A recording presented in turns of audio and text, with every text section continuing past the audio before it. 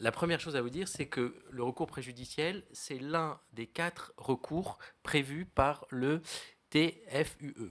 Le TFUE, tout le monde le sait, mais je le précise quand même, c'est le nouveau dernier nom de l'ancien traité de Rome, ensuite traité CE, et ensuite traité CEE, et après traité CE. Donc, c'est l'un des 4 recours juridictionnels prévus par le traité.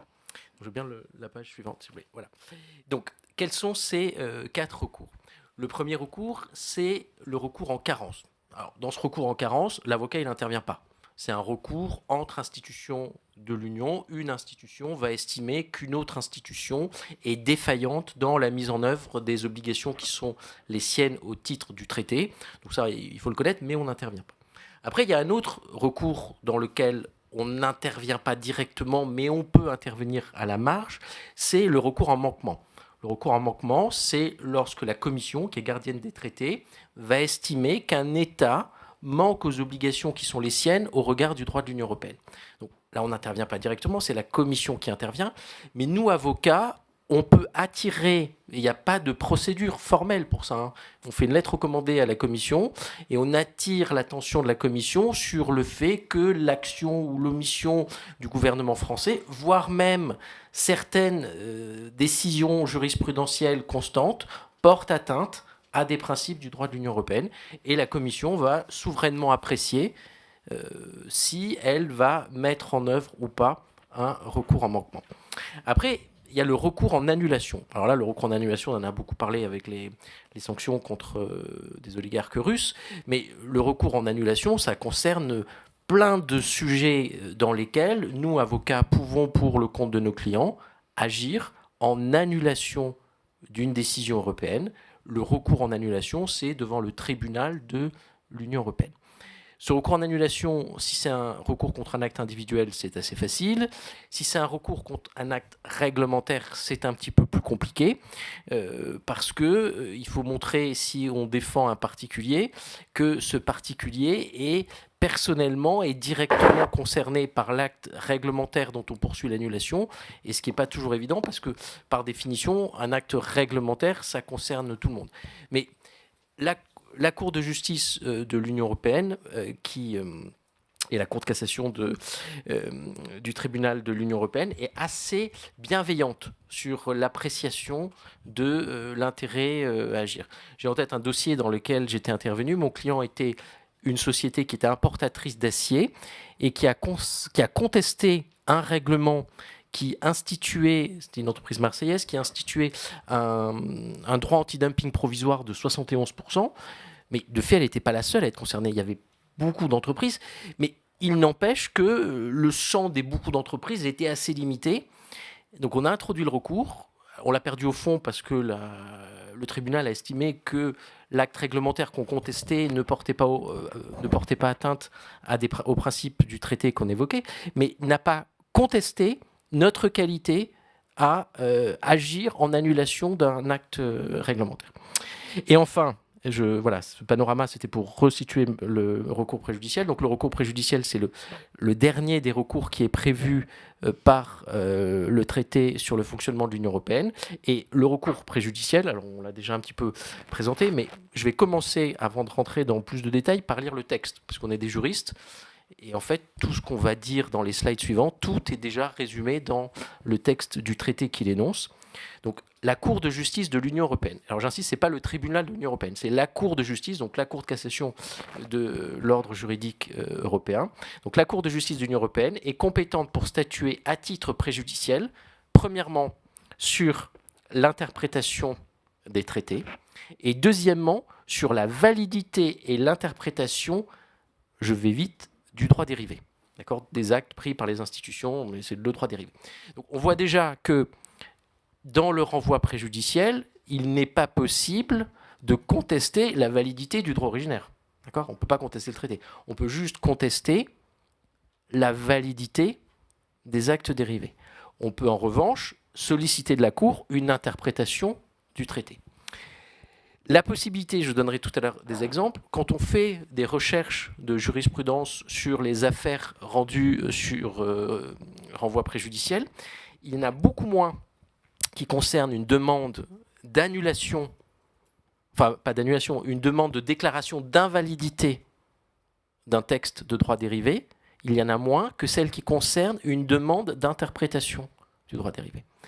Il y en a moins, il y en a quand même, et j'ai trouvé quelques jurisprudences que je vais vous citer tout à l'heure, mais c'est quand même assez surprenant, parce que la contestation par voie d'action d'un texte européen, elle n'est pas évidente. Elle n'est pas évidente pourquoi ? Parce qu'il y a un délai de 2 mois pour contester, et elle n'est pas évidente aussi parce que, c'est le problème que j'évoquais tout à l'heure, il faut avoir la qualité pour agir. Et s'agissant d'un acte réglementaire, on a un particulier, une entreprise, souvent n'a pas la qualité pour agir. Donc la contestation par voie d'action d'un texte de droit européen n'est pas évidente. En revanche, on peut, par voie d'exception, à l'occasion d'un recours préjudiciel, demander à la Cour de justice de déclarer qu'un texte de droit européen qui n'a pas fait l'objet d'une déclaration d'invalidité soit déclaré invalide et donc ne soit plus appliqué par le juge national, qui est le juge de droit commun du droit européen, et qui ne soit plus appliqué non plus par les institutions européennes. Donc, les deux fonctions du recours préjudiciel, c'est l'interprétation du droit européen et l'appréciation de validité des règles de droit dérivé. Alors, la question, voilà, je voulais juste revenir, bon, c'est pas grave, non, c'est pas grave. Non, je développerai après. Le recours préjudiciel a permis de consacrer des principes fondamentaux du droit de l'Union européenne. Tout à l'heure, Madame la professeure parlait des principes de primauté et d'effet direct. C'est ces principes de primauté et d'effet direct qui nous permettent, dans un procès, d'invoquer le droit de l'Union européenne et d'utiliser le droit de l'Union européenne pour, au besoin, écarter une règle nationale qui serait contraire. Donc ce principe de primauté et ce principe d'effet direct, qui sont un peu l'alpha et l'oméga pour l'avocat national de l'utilisation du droit européen, ont été consacrés à l'occasion de recours préjudiciels.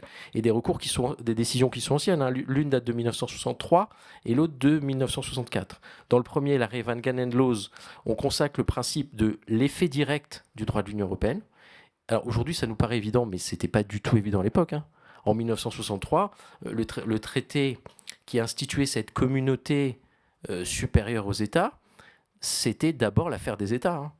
C'était les États qui avaient institué entre eux cette association sui generis, cette association nouvelle, mais quelqu'un qui pouvait invoquer le droit de l'Union européenne, c'était pas un particulier, c'était un État ou une institution de l'Union européenne contre une autre institution européenne, c'était pas un particulier. Donc là, dans cet arrêt Van Gangen-Loos, il y a clairement un pouvoir prétorien très fort du juge européen. Je profite de la présentation de ces deux arrêts pour faire une parenthèse.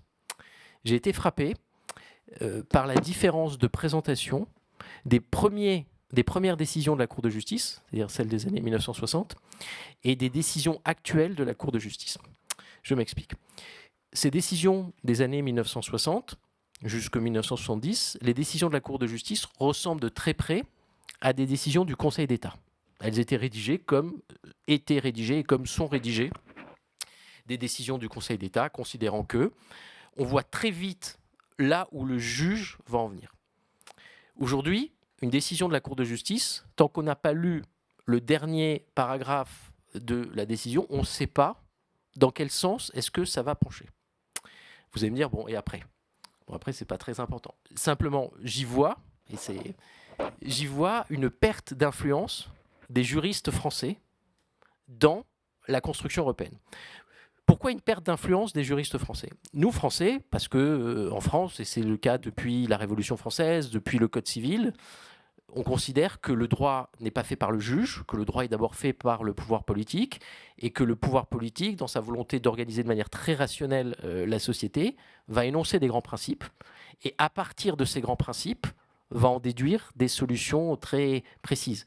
Mais on a une vision très descendante de l'application du droit. On a un grand principe, et ce grand principe, on l'applique à des situations concrètes. À contrario, les juristes anglo-saxons, et malheureusement, c'est le chemin que prend la Cour de justice, le droit, il ne se construit pas par le haut. Le droit, il se construit par le bas, pierre après pierre. On n'a pas, en amont, une idée abstraite de la construction que l'on veut. On construit le droit au fur et à mesure. Pour les Anglais, le législateur, c'est pas le Parlement. Le Parlement, sa mission première, c'est de surveiller l'action du gouvernement. Pour les Anglais, le premier législateur, c'est le juge qui va créer le droit à l'occasion de chaque affaire. Et c'est la raison pour laquelle le droit, c'est très itératif. On passe d'une situation à une autre et on en déduit ce qu'est le droit.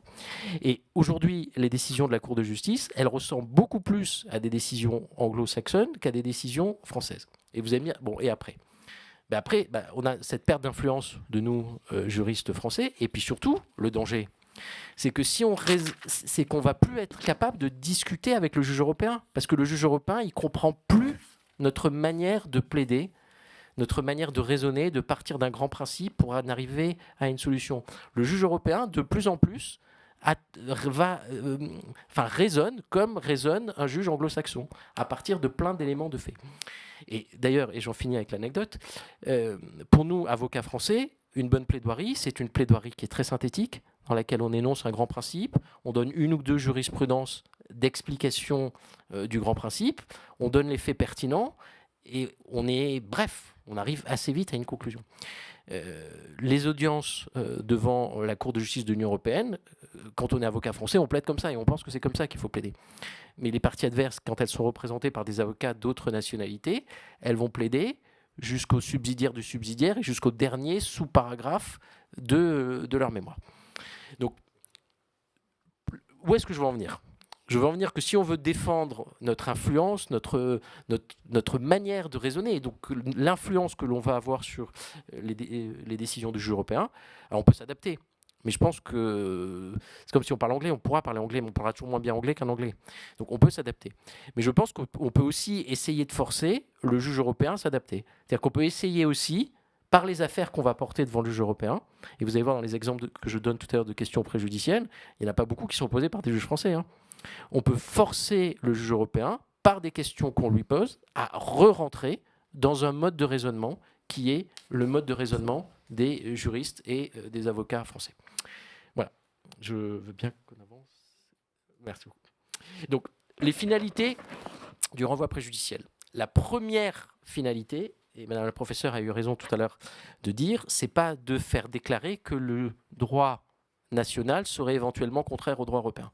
La première finalité du renvoi préjudiciel, c'est d'interpréter le droit européen. D'accord ? Le renvoi préjudiciel ne vise pas à faire dire par le juge européen qu'une règle de droit national serait éventuellement contraire au droit européen. Ça, j'insiste vraiment, ce n'est pas la mission du renvoi préjudiciel de faire dire qu'une règle de droit national serait contraire à une règle de droit européen. La finalité du renvoi préjudiciel, c'est d'interpréter le droit européen.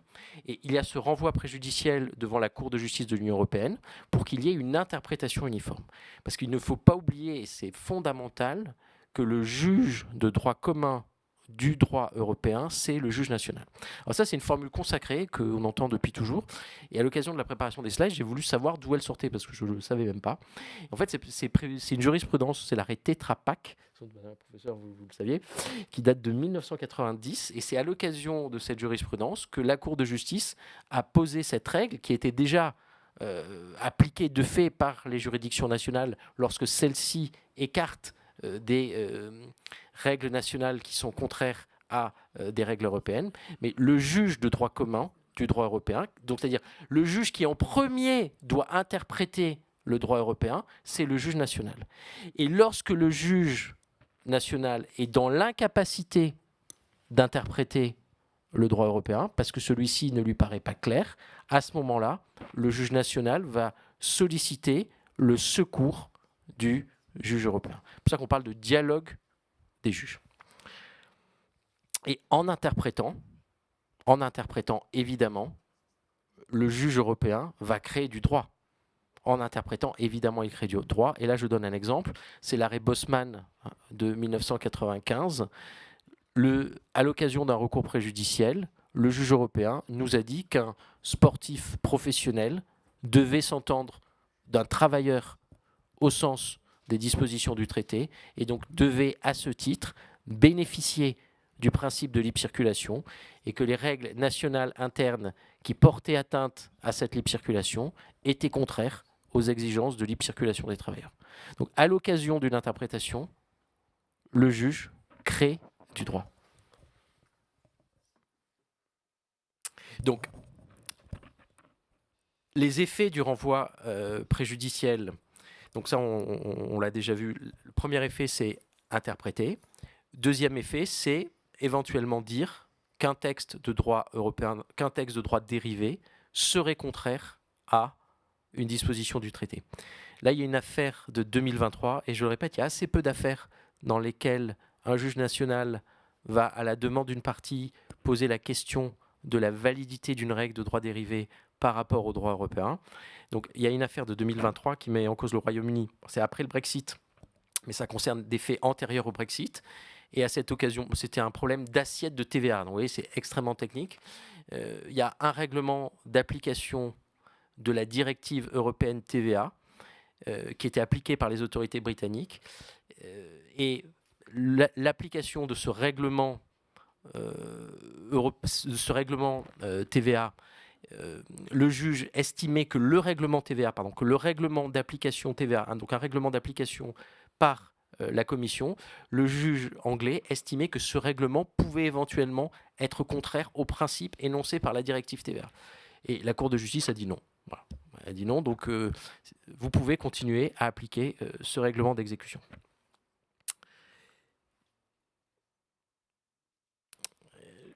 Je veux bien qu'on avance. Oui, merci beaucoup. Donc, dans le cas du recours préjudiciel, le juge européen ne tranche pas la procédure principale, c'est le juge de renvoi. Le juge de renvoi, c'est le juge national. L'expression juge de renvoi se réfère au juge national. C'est le juge de renvoi qui va trancher le litige principal, mais qui va trancher le litige principal en référence à ce qu'aura jugé la Cour de justice. Ces décisions qui sont rendues par la Cour de justice présentent un caractère contraignant. Elles sont contraignantes pour la décision de renvoi, mais elles sont contraignantes pour toutes les autres décisions nationales parce qu'elles élargissent le champ du droit européen. Et après, je voudrais aller...